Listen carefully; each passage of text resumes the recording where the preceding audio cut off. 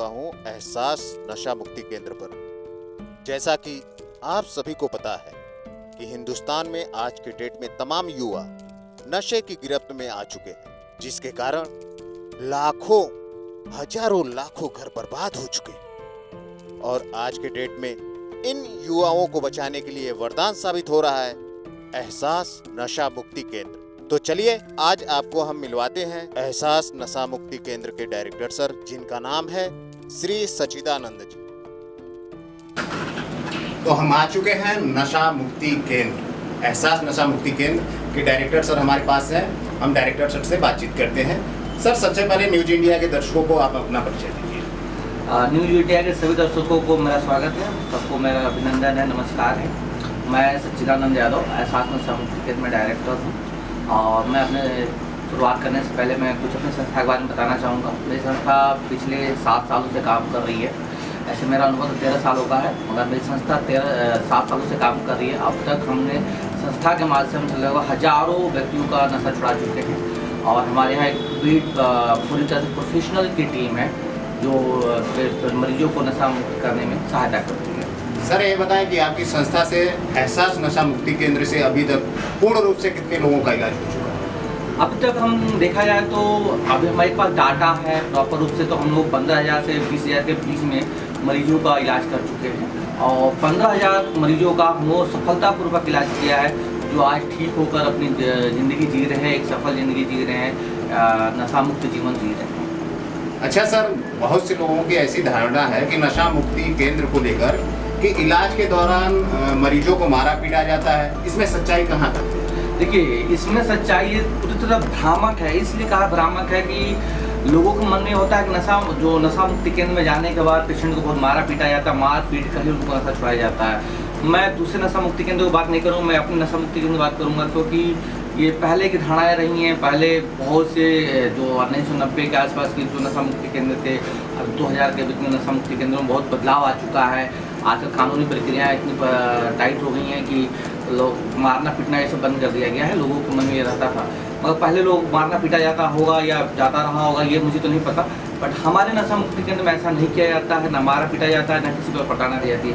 हमारे यहाँ मरीजों को पूरी तरह से स्वच्छंद वातावरण में रखा जाता है। मरीज को उचित वातावरण में देकर उनको इलाज के रूप में या नशा छुड़ाने के मुहिम से जोड़ा जाता है, क्योंकि पेशेंट नशा छोड़ना नहीं चाहता है। और लोग मन में धारणा होती है कि उसको नशा ज़बरदस्ती छुड़ाया जा रहा, तो अग्रेसिव हो रहा होगा, उनको मारा पीटा जा रहा होगा, तब वो छोड़ रहा होगा। ऐसा कुछ नहीं होता है। लोगों के बीच में बहुत ही गलत धारणा है।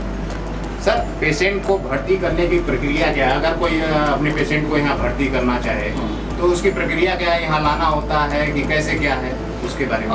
हमारे नशा मुक्त केंद्र में मरीज को भर्ती करने के लिए पहले गार्जियन का अनुमति की जरूरत होती है, परिवार की अनुमति की जरूरत है। बिना परिवार की अनुमति के हम किसी मरीज को एडमिट नहीं कर सकते हैं।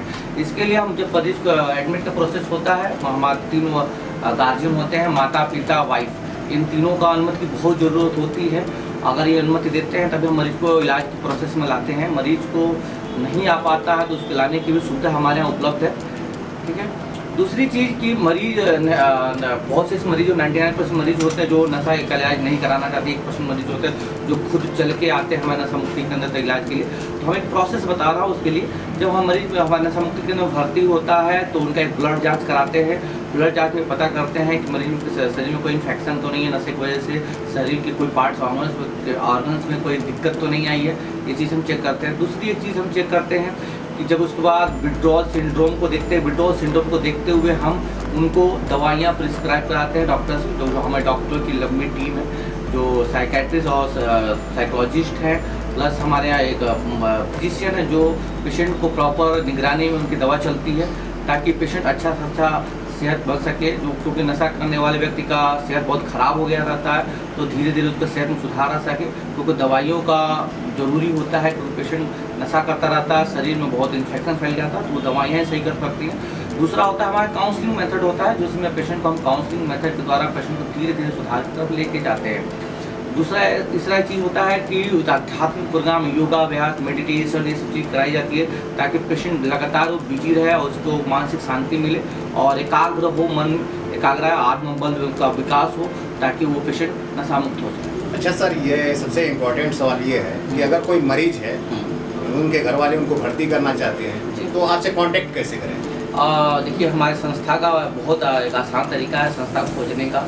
बैनर पोस्टर तो शहर में मिल ही जाएंगे, पेपर के माध्यम से भी कभी कभी मिल जाता है। मगर आपको अगर लगता है कि हमारी संस्था के बारे में जानना है तो आप गूगल पे जाइए, एहसास नशा मुक्ति के सर्च करिए, वहाँ से संपर्क कर सकते हैं। आपके चैनल के माध्यम से हमसे संपर्क कर सकते हैं। हमारे ऑफिस का नंबर है, हमारा जो लाइन नंबर है वो नंबर है, आप नोट कर सकते हैं, 72 72 81 82 08। और दूसरा नंबर है 72 72 81 82 09। ये 2 नंबर है हमारी संस्था के, आप इस पर संपर्क कर सकते हैं। और इसके अलावा हमारी संस्था इलाहाबाद और लखनऊ में भी स्थित है। आप इन दोनों जगहों पर भी आप संपर्क कर सकते हैं। आपके अगर जो भी आपके दर्शक देख रहे हैं और जागरूक हो रहे हैं, दूसरों को भी जागरूक कर रहे हैं, तो आप इन दोनों सेंटरों पर भी संपर्क कर सकते हैं। सर, आप नशे से पीड़ित परिवार को कुछ संदेश देना चाहेंगे? मैं बिल्कुल ये संदेश देना चाहूँ सिर्फ नशे के पीड़ित व्यक्ति को लेकर, मैं पूरी जो भारत की जनता है जो ये वीडियो देख रहे हैं उनके माध्यम से मैं ये संदेश देना चाहता हूँ कि नशा नाश की जननी है। अगर किसी परिवार में या आपके आस पड़ोस में कोई नशे से पीड़ित है तो आप देख सकते हैं वो किस हद तक परेशान रहता है। और किसी परिवार में एक व्यक्ति नशा करता है तो समझिए पूरा परिवार परेशान रहता है, पूरी पीढ़ी को नाश कर देता है। और मैंने ऐसे बहुत लोगों को देखा है कि पूरा परिवार खत्म हो जाता है सिर्फ नशा उसकी ज़िंदगी में जाने की वजह से। आप देख सकते होंगे कि नशा करने वाले व्यक्ति किस हद तक जाता है और किस हद तक जाकर नशा करता है। पूरा परिवार परेशान रहता है, रिश्तेदार परेशान हो जाते हैं, आर्थिक स्थिति इतनी ख़राब हो जाती है परिवार के वजह उसकी वजह नशा करने की वजह से कि व्यक्ति रोटी के लिए किल्लत हो जाती है। नशा करने वाले जितना भी समाज में अपराध बढ़ रहा है उसके पीछे नशा ही है। अगर कहीं चोरी डकैती बलात्कार की घटनाएं होती हैं उसमें कहीं ना कहीं नशा का योगदान होता है। और आज हम और आप मिलकर ही नशे को रोक सकते हैं। अगर आपके आस पड़ोस में कोई नशा कर रहा है तो उसको समझाइए कि नशा किस हद तक नुकसान पहुंचा सकता है। अगर कोई नशे में जा चुका है तो उसको इलाज के लिए समझाइए कि इलाज कराए, कहीं जाके भी भर्ती होकर इलाज कराए, किसी साइकेट्रिस्ट से मिलकर इलाज कराए। अगर कोई युवा है और नशे की तरफ अग्रसित हो रहा है, बढ़ रहा है, तो उसको तत्काल रोकें। आज मैं ये देख रहा हूँ कि 14 साल से भी कम उम्र के बच्चे नशे के शिकार हो रहे हैं। इस शिकार को रोकना होगा और नशे में फैलते हुए जाल को बढ़ने से रोकना होगा।